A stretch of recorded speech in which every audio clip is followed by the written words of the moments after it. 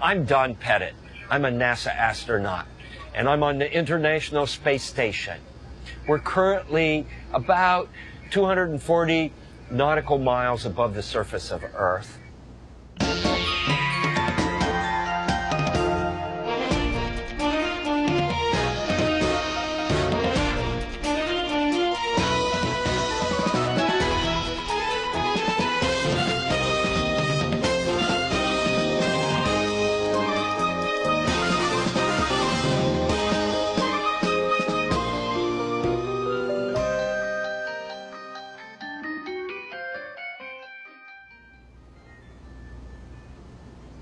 Space Station is a serious place.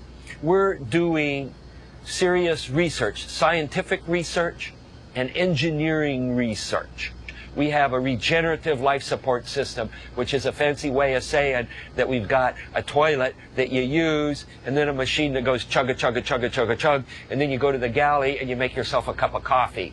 And that's exactly what you are thinking it is. And this is the kind of engineering research that we're doing on Space Station. It's needed so that when we go to Mars, we won't run out of water. And of course, not only would you have angry birds if you ran out of water, you'd have angry human beings too. I want to do some physics demonstrations that involve some of the things you might see in the Angry Birds game. And of course, I've got my Angry Bird here, but we need a pig. Well, I'm not very good at art. It's a good thing I decided to be a scientist and an engineer instead of an artist, because I'd probably be starving by now. Okay, here is Pig. And of course, Pig is the arch enemy of Angry Bird. And Angry Bird had some eggs. And Pig stole the eggs. And don't ask me how I got the eggs on Space Station. I've got a bungee spread across the hatchway. And this bungee is kind of like a slingshot. And I'm going to show the trajectory that Redbird is going to have when I fire him with this orbital slingshot.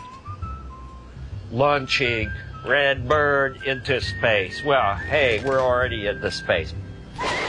Whoa, look at that. Whoa, all the way down. That's an example of a trajectory. It's a straight line from our perspective here. Gravity will attract an object if it's moving in a straight line, and it will no longer move in a straight line. It gets bent, and it goes in a curved trajectory. And guess what? Astronauts have to worry about these things, because if you're in a rocket, and say you're trying to get from one orbit and rendezvous a space station, you end up going in curved trajectories, and you need to know how to fire your rocket engines so that you can go from where you are to where you want to be. And if you understand the math, if you understand the physics, it will allow you to go out and get a neat job.